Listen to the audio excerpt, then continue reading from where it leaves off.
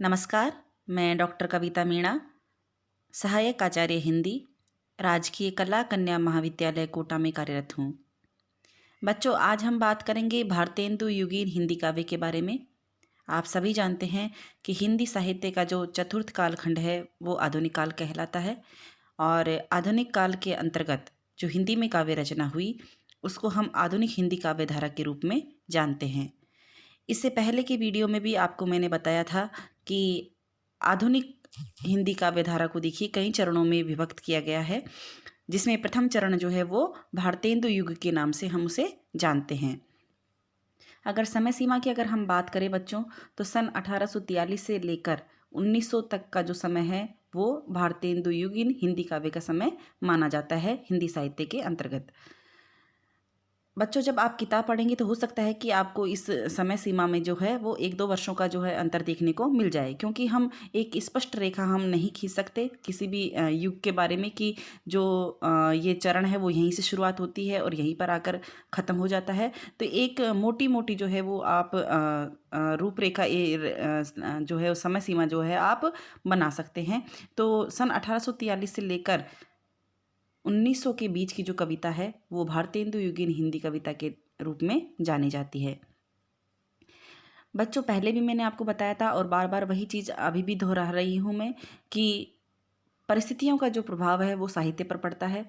इसलिए क्योंकि जैसी परिस्थितियाँ होंगी वैसा ही समाज होगा और वैसा ही साहित्य रचा जाएगा। इसीलिए किसी भी युग के या किसी भी समय के साहित्य को समझने के लिए या फिर हिंदी काव्य को समझने के लिए उस समय की परिस्थितियों का ज्ञान होना बहुत ही ज़रूरी है। क्योंकि अगर हम परिस्थितियों का हमें ज्ञान होगा तो हम ये अच्छी तरह से समझ पाएंगे कि उस समय जो है वो इस तरह की काव्य रचना क्यों हुई। तो भारतेंदु युगीन हिंदी काव्य को समझने के लिए भी देखिए हमें उस समय की जो है परिस्थितियों का ज्ञान होना ज़रूरी है कि आखिर ऐसा कौन सा समय था कि इस तरह का जो है वो हिंदी में काव्य रचना हुई है, क्योंकि परिस्थितियों से जो है वो साहित्य प्रभावित होता है। बात करें अगर हम बच्चों भारतेंदु युग की परिस्थितियों के बारे में, तो देखिए आप सभी जानते हैं कि इस समय हमारा देश स्वतंत्र था और ब्रिटिश जो शासन है वो हमारे देश में था। इस समय बच्चों ब्रिटिश सत्ता के प्रति जो है जनता और सिपाहियों में एक असंतोष व्याप्त हो गया था और उसका परिणाम रहा 1857 की क्रांति। और इस क्रांति का जो है वो पूरे देश पर व्यापक प्रभाव पड़ा। 1857 का जो विद्रोह हुआ उसने देश की सामाजिक, आर्थिक, सांस्कृतिक परिस्थितियों को झकझोर दिया था। अंग्रेजों ने अपनी आर्थिक, शैक्षणिक और प्रशासनिक नीतियों में परिवर्तन किया, तो दूसरी ओर भारतीय जनमानस में भी देखिए नवीन चेतना जागृत हुई, जिसने ये नवीन चेतना से हम मतलब समझ सकते हैं कि राष्ट्रीय भावना जो है वो जागृत हुई और जिसने भारत को सांस्कृतिक रूप में पुनः जागृत कर दिया। और ये क्रांति की जो लपटें थी उसने उस समय की परिस्थितियों को ही नहीं झकझोरा अपितु साहित्य को भी प्रभावित किया। और जो उस समय के जो साहित्यकार थे उनके काव्य में राष्ट्रीय चेतना व्यक्त होने लगी। इसी तरह से देखिए उस समय बच्चों राजनीतिक परिस्थितियां तो आपको समझ में आ गई होगी कि किस तरह का राजनीतिक माहौल था। लेकिन अगर सामाजिक दृष्टि से भी अगर हम देखें तो इस समय जो है समाज में बहुत ज़्यादा कुप्रथाएं, कुरीतियां विद्यमान थी और उस समय अनेक ऐसे समाज सुधारक हुए जिन्होंने उस समय की बुराइयों को, सामाजिक बुराइयों को जो है दूर करने का प्रयास किया। आप सभी ने इनके नाम सुन रखे होंगे, दयानंद सरस्वती, स्वामी विवेकानंद, केशव चंद्र सेन। ये जो महापुरुष हुए थे उन्होंने देखिए उस समय सांस्कृतिक और सामाजिक रूप से भारतीय जनता को जागृत करने का बहुत ही महत्वपूर्ण कार्य किया था। बच्चों, ये एक ऐसे चिंतक थे जिन्होंने जनता को एक नई प्रेरणा दी, विधवा विवाह को उचित बताया, बाल विवाह को अनुचित बताया, सती प्रथा पर रोक लगाई गई और देश की उन्नति के लिए अछूतोद्धार का प्रयास भी इन समाज सुधारकों ने किया। तो इन समाज सुधारकों ने उस समय की सामाजिक बुराइयों को दूर करने का बहुत ही सराहनीय कार्य किया था।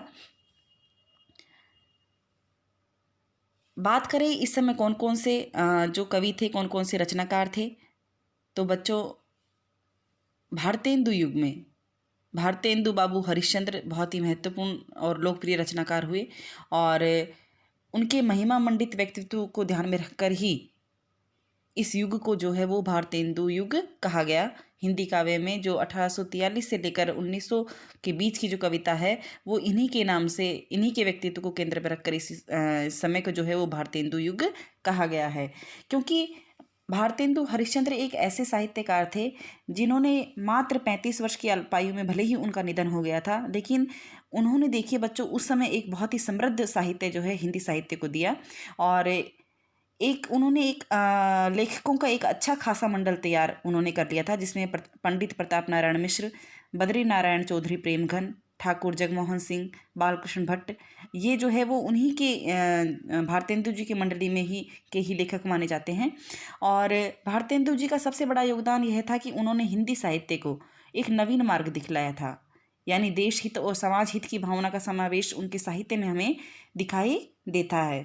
तो उनके इसी महिमा मंडित व्यक्तित्व को ध्यान में रखकर इस युग को जो है वो भारतेंदु युग कहा गया। भारतेंदु हरिश्चंद्र के अलावा देखिए इस समय बद्री नारायण चौधरी प्रेमघन, प्रताप नारायण मिश्र, जगमोहन सिंह, राधा कृष्णदास, अंबिका दत्त व्यास, ये भी जो है वो महत्वपूर्ण रचनाकार इस समय हुए थे जिन्होंने हिंदी में काव्य रचना की।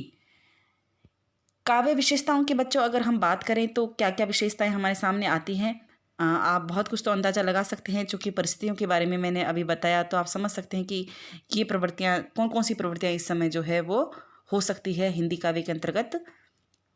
सबसे मुख्य प्रवृत्ति थी इस समय की, वो थी राष्ट्रीयता की भावना। जैसा कि अभी मैंने बताया कि जो ब्रिटिश शासकों के अत्याचार से पीड़ित भारतीय जनता में राष्ट्रीयता की भावना का संचार करने के लिए इस युग के कवियों ने राष्ट्रीय भावना से ओतप्रोत काव्य की रचना की थी। जो ये रचनाकार हुए, इनका उद्देश्य था देश हित में लोगों को जागृत करना।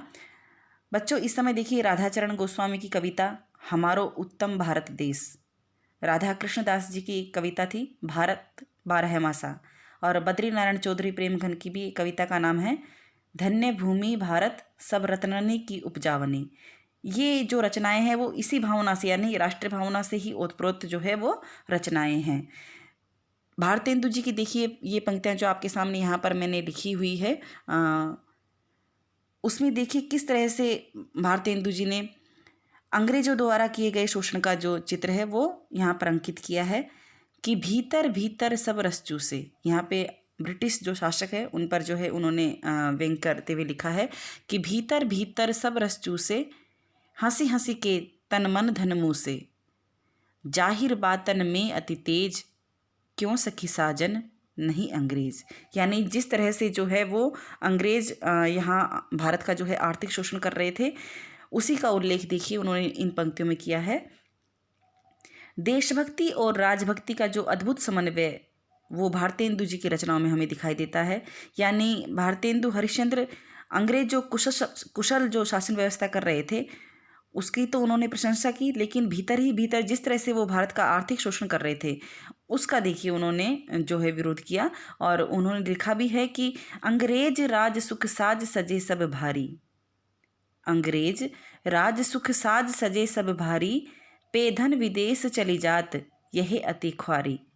तो इस तरह से देखिए राष्ट्रीयता की भावना का जो उदय है वो इस समय हुआ, और इस राष्ट्रीयता की भावना को और भी बलवती बनाने का प्रयास उस समय के साहित्यकारों ने, रचनाकारों ने किया। दूसरी जो मुख्य विशेषता जो उभर कर सामने आती है वो है समाज की दुर्दशा का चित्रण। जो भारतेंदु युगीन कवियों ने देखिए बच्चों सामाजिक जीवन का यथा तथ्य निरूपण करने में रुचि दिखाई, यानी जैसा समाज था उसको वैसे ही जो है काव्य रूप में रखने का इन्होंने प्रयास किया। और इस समय जो विभिन्न सामाजिक जो आंदोलन हुए, समाज सुधारकों के द्वारा जो आंदोलन किए गए उसका प्रभाव इस काल पर पड़ा, उस काल के समाज पर पड़ा, और लोगों में देखिए एक नवीन सामाजिक चेतना का उदय हो रहा था उस समय। तो समाज में जो भी बुराइयां थी, चाहे विधवा विवाह, नारी शिक्षा, अस्पृश्यता निवारण, इनकी ओर सभी को जो है इन पर कविताएं इस समय के साहित्यकारों ने लिखी। सामाजिक रूढ़ियों को नकारते हुए देखिए बाल विवाह, विधवा विवाह, सती प्रथा, छुआछूत को इन्होंने अपने काव्य का विषय बनाया, और जो भी कुरीतियाँ थी, छल कपट थे, पाखंड थे, उनका खंडन इस समय के कवियों ने किया। आपके सामने यहाँ पर देखिए बाल विधवाओं की दुर्दशा पर जो प्रताप नारायण मिश्र ने जो कविता लिखी थी उसकी एक पंक्ति यहाँ पर है कि कौन करे जो नहीं कसकत, सुनी विपत्ति बाल विधवन की, यानी कौन ऐसा व्यक्ति है जिसके हृदय में पीड़ा नहीं होगी बाल विधवाओं की दुर्दशा को देखकर। तो इस तरह से उस समय के जो रचनाकार हुए, उन्होंने सामाजिक बुराइयों को दूर करने का जो है वो कोशिश की, प्रयास किया उस समय, और समाज की बुराइयों को दूर करने में के लिए उन्होंने देखिए उस समय जो है काव्य रचना की। श्रृंगारिकता भी इस समय की मुख्य काव्य प्रवृत्ति दिखाई देती है। जो भारतेंदु युग के कवि थे बच्चों, उन्होंने देखिए श्रृंगार की मर्यादित अभिव्यक्ति की है। उन्होंने नक्षिक वर्णन भी किया, नायिका भेद का चित्रण भी किया, और साथ ही साथ देखिए उस समय उन्होंने कृष्ण और राधा को नायक और नायिका मानकर उनकी प्रेम लीलाओं का भी चित्रण किया।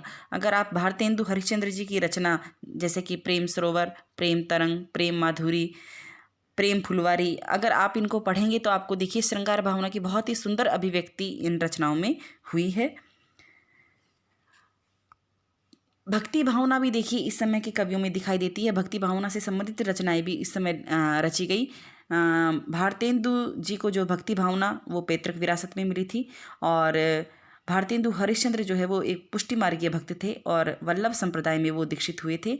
इसलिए देखिए उन्होंने ईश्वर को जो है वो समर्पित करते हुए पंक्तियाँ लिखी कि मेरे तो साधन एक ही है, जगनंद लला वृष भानु दुलारी। यहाँ पर राधा और कृष्ण के बारे में उन्होंने बात की है।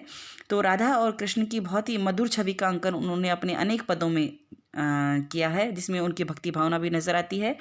और ईश्वर के प्रति देखिए उनका दृढ़ विश्वास ही था कि उन्होंने कई बार जो है ईश्वर से भी जो गरीब लोग हैं उनकी उद्धार की उन्होंने प्रार्थना की है। प्रकृति चित्रण की अगर हम बात करें तो इस युग के कवियों ने देखिए प्रकृति का स्वच्छंद रूप में चित्रण किया। एक और वसंत ऋतु का वर्णन मनमोहक चित्र आपको दिखाई देता है, तो दूसरी ओर गंगा, यमुना, चांदनी, इनका भी जो है वो सुंदर चित्रण इस समय के कवियों ने किया। बच्चों, प्रकृति के माध्यम से नायक और नायिका की श्रृंगार चेष्टाओं का निरूपण इस समय के कवियों ने किया था। तो जब हम पढ़ते हैं तो इस समय जो है प्रकृति का बहुत ही खूबसूरत सौंदर्य वर्णन जो है हमें इनकी रचनाओं में दिखाई देता है। हास्य और व्यंग्य की प्रधानता। इस काल के कवियों ने देखिए हास्य और व्यंग्य परक रचनाओं के महत्व को समझा, और उनके माध्यम से अंग्रेजी शासन, पाश्चात्य सभ्यता, सामाजिक अंधविश्वास और रूढ़ियों पर जो है करारी चोट उस समय इन कवियों ने की। भारतेंदु जी ने भी देखिए अपने नाटक और एकांकियों में व्यंग्योक्तियों के माध्यम से उस समय की परिस्थितियों का बहुत ही सुंदर चित्रण उन्होंने किया है। सामाजिक बुराइयों को दूर करने के लिए भी उन्होंने देखिए व्यंग्य रचनाएं लिखी हैं।